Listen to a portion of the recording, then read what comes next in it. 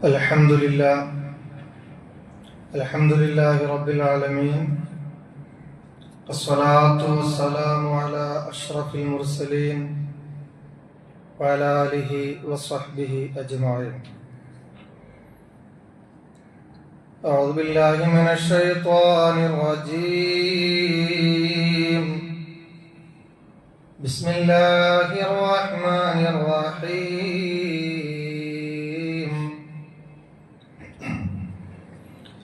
ولما رأى المؤمنون الأحزاب قالوا هذا ما وعدنا الله ورسوله وصدق الله ورسوله وما زادهم إلا إيمانا وتسليما.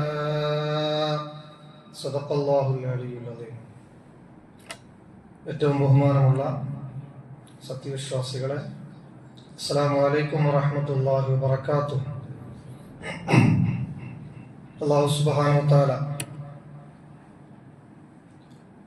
നമ്മുടെ ഈ ഒരുമിച്ച് കൂടലും പെരിയലും സ്വാലിഹായ അമലായി നമ്മിൽ നിന്ന് കബൂൽ ചെയ്യുമാറാവട്ടെ.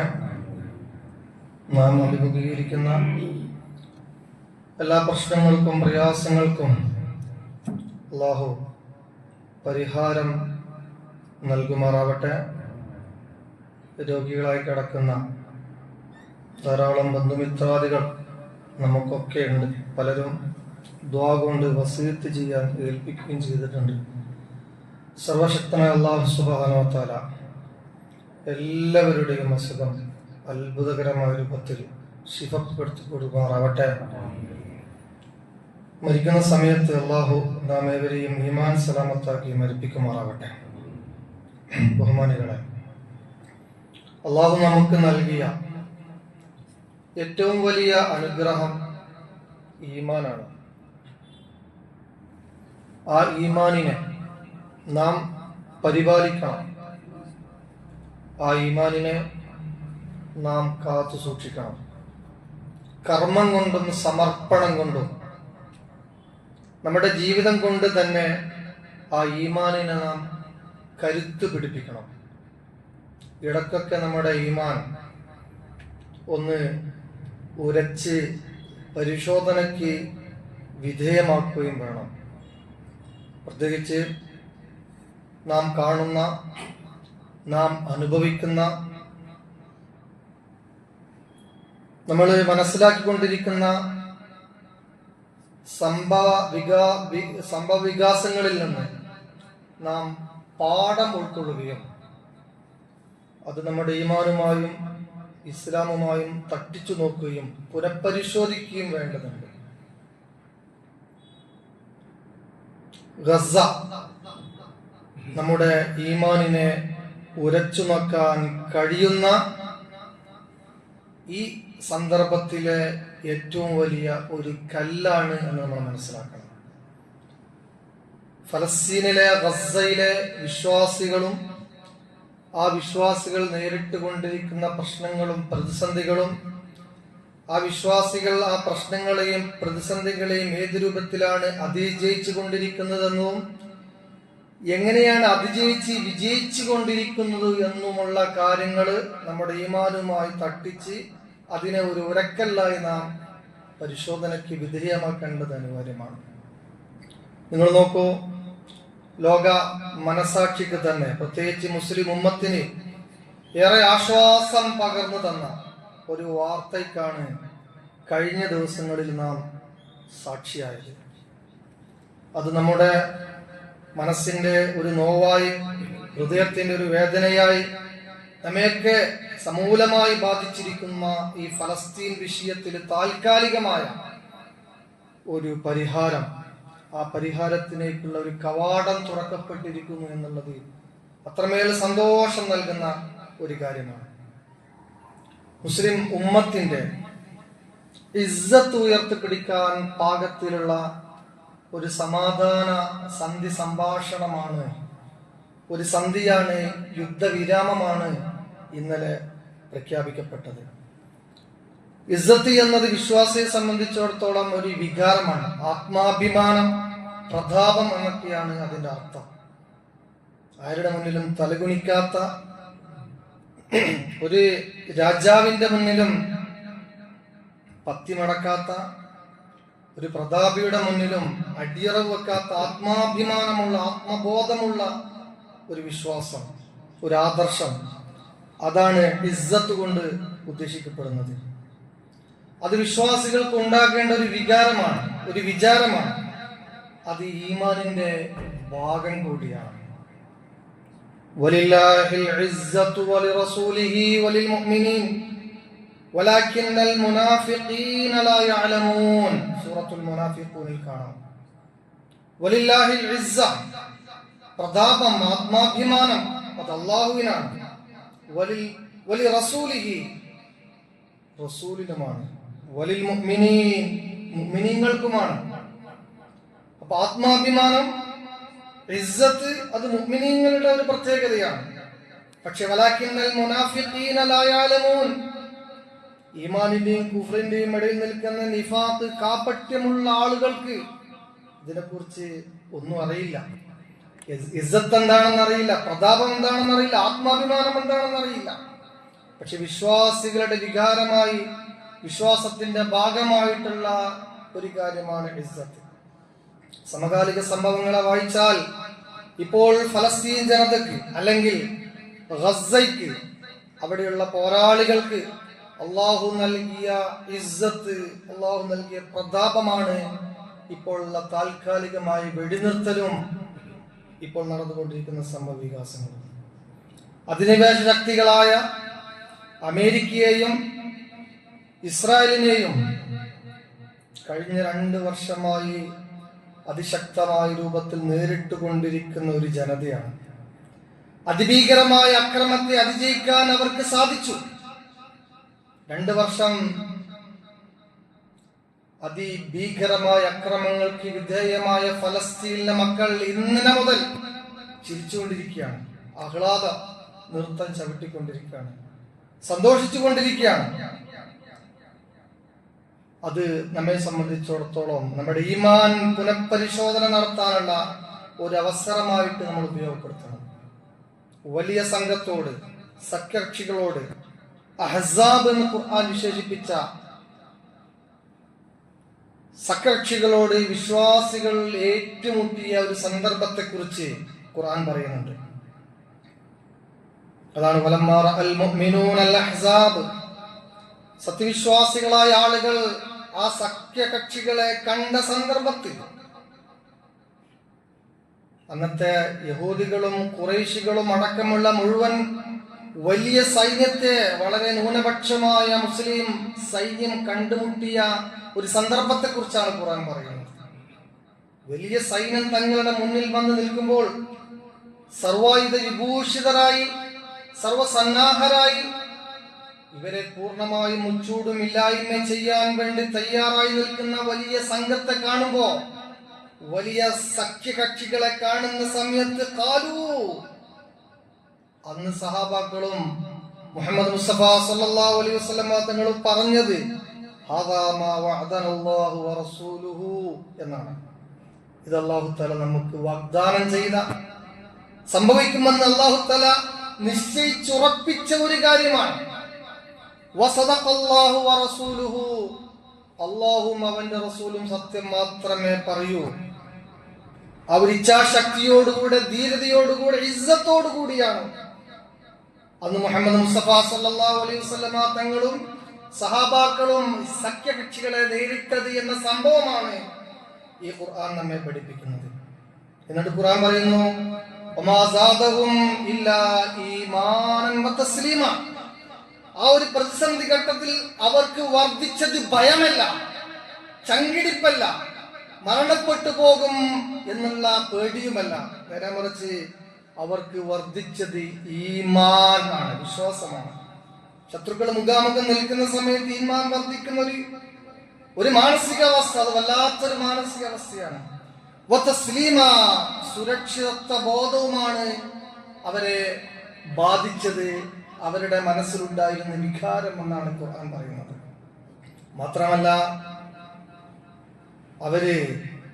അവരുടെ ഉത്തരവാദിത്വം, ദൗത്യം വളരെ കൃത്യമായിട്ട് നിർവഹിച്ചു. പ്രതിസന്ധി അവരുടെ ഈമാൻ വർദ്ധിക്കാൻ ഒരു കാരണമായി. ഇതിന്റെ ഖുർആൻ പറയുന്നു, മിനൽ മുഅ്മിനീന റിജാലുൻ സ്വദഖു, മുഅ്മിനീങ്ങളിലുണ്ട് ഒരു വിഭാഗം ആളുകൾ, അവർ കൃത്യമായി വാഗ്ദാനം നിറവേറ്റിയവരാണ്. മാ അഹദുല്ലാഹി അലൈഹി, അല്ലാഹു തആല എന്താണോ അവരോട് വാഗ്ദാനം ചെയ്തത് ആ വാഗ്ദാനം നിറവേറ്റിയവരാണ് അവർ, അഥവാ രക്തസാക്ഷികളായവരാണ് അവർ. ഫമിൻഹും മൻ ഖളാ നഹ്ബഹു, എന്നാൽ അവശേഷിക്കുന്ന കുറച്ച് ആളുകളുടെ രക്തസാക്ഷിത്വത്തെ ആത്മാഭിമാനത്തോടുകൂടി വരവേൽക്കാൻ തയ്യാറായി നിൽക്കുന്ന ഒരു വിഭാഗമാണ് അവര്. വമിൻഹും മൻ യന്തളിർ, അതിനെ പ്രതീക്ഷിച്ചുകൊണ്ട് നിൽക്കുകയാണ്, എന്തു സംഭവിക്കാം.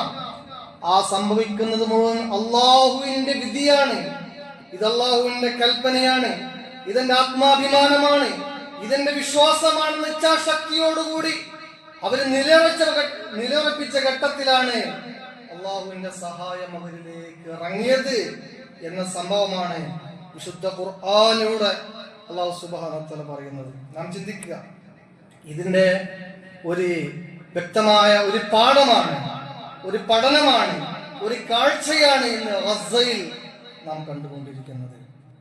എന്തിനു വേണ്ടിയാണ് ഫലസ്തീനികൾ ഈ പോരാട്ടം നടത്തിക്കൊണ്ടിരിക്കുന്നത് എന്നത് സ്വാഭാവികമായി നമ്മുടെ ഒരു ചോദ്യമായിരിക്കും.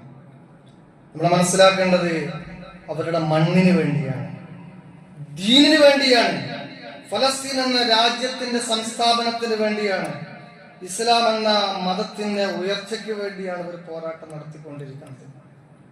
അതായത് നമ്മുടെ മഹത്തായ രാജ്യത്തിന്റെ സ്വാതന്ത്ര്യത്തിന് വേണ്ടി നമ്മുടെ പൂർവികർ നടത്തിയ പോരാട്ടങ്ങൾ എത്രമാത്രം മഹത്വമുള്ളതാണോ അത്രയും മഹത്വമുള്ളതാണ് ഫലസ്തീൻ ജനത ആ ഫലസ്തീന് വേണ്ടി പോരാട്ടിക്കൊണ്ടിരിക്കുന്ന പോരാട്ടം എന്ന് നമ്മൾ മനസ്സിലാക്കണം.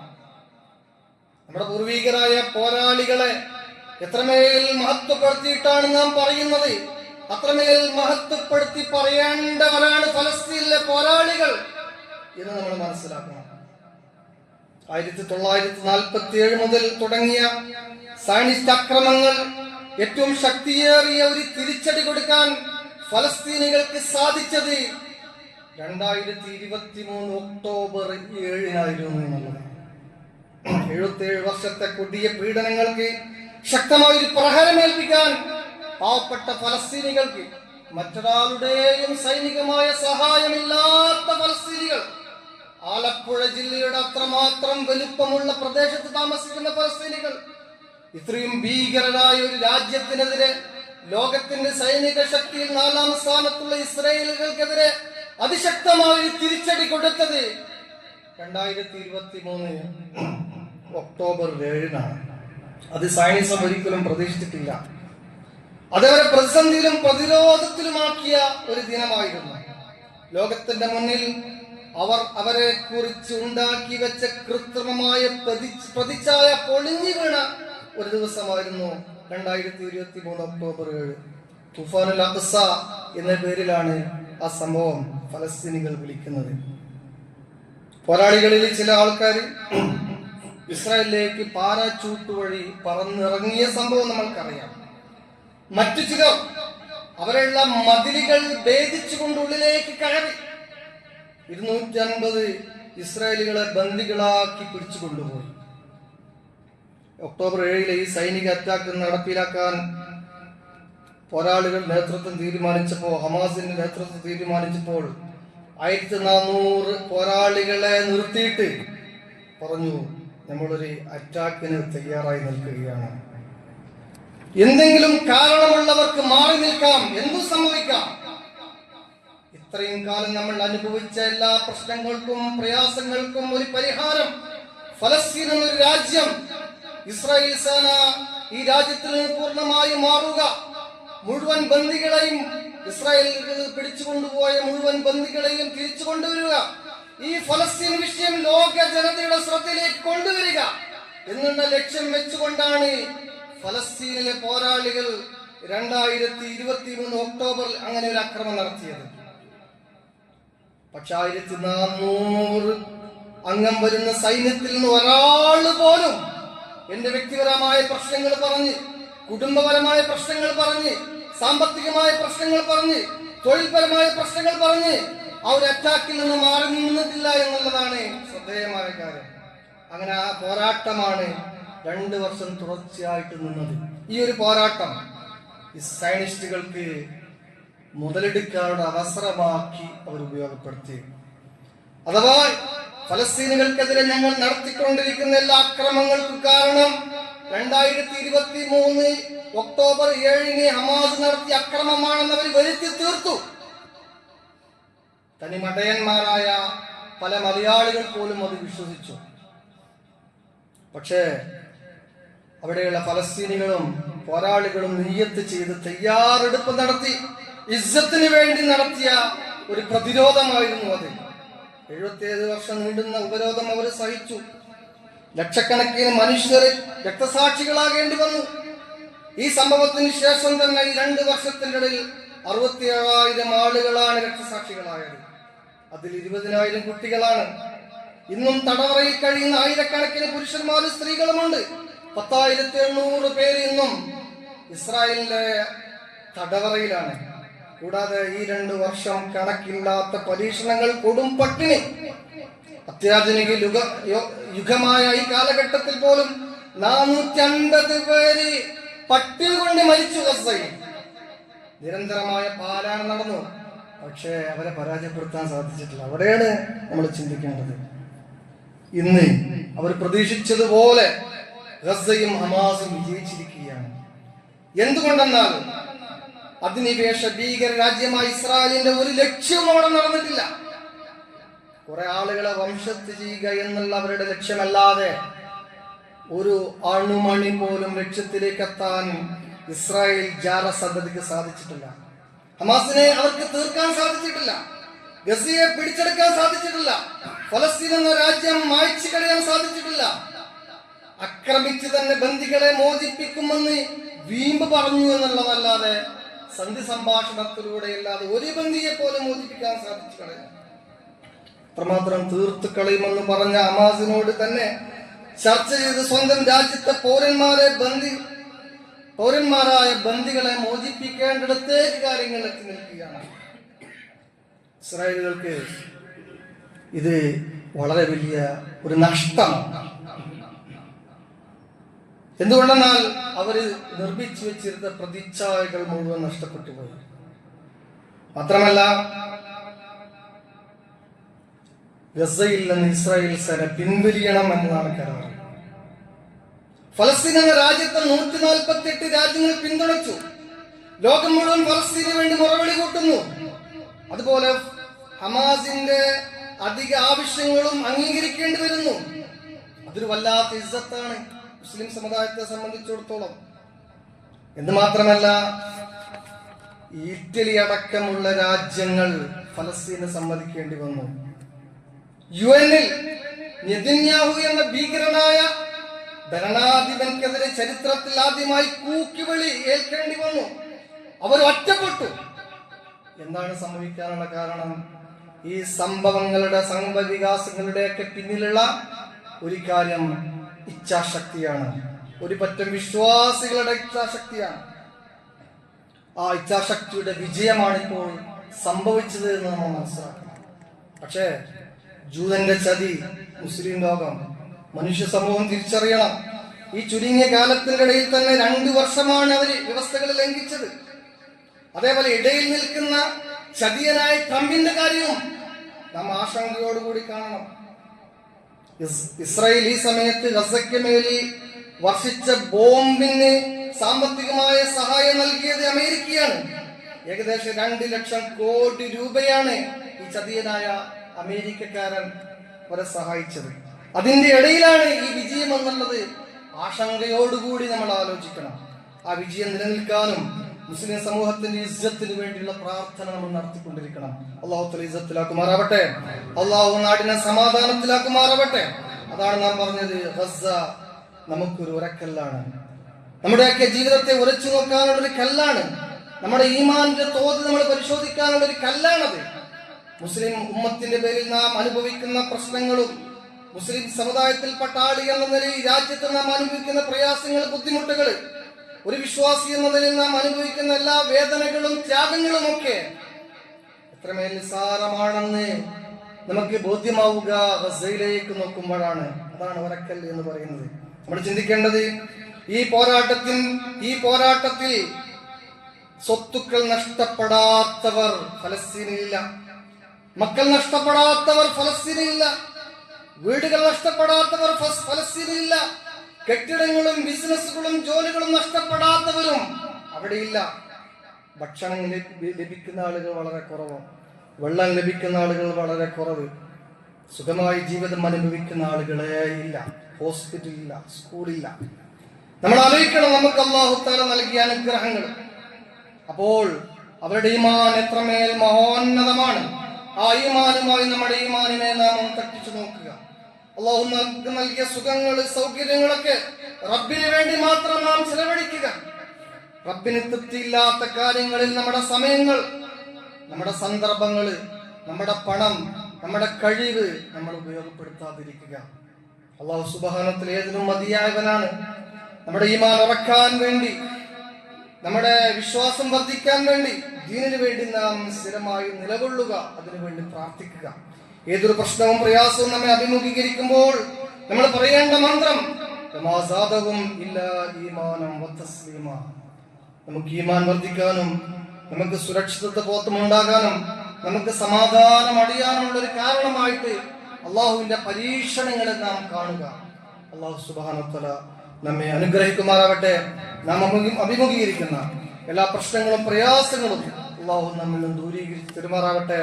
ربنا آتنا في الدنيا حسنة وفي الآخرة حسنة وقنا عذاب النار. السلام عليكم ورحمة الله وبركاته.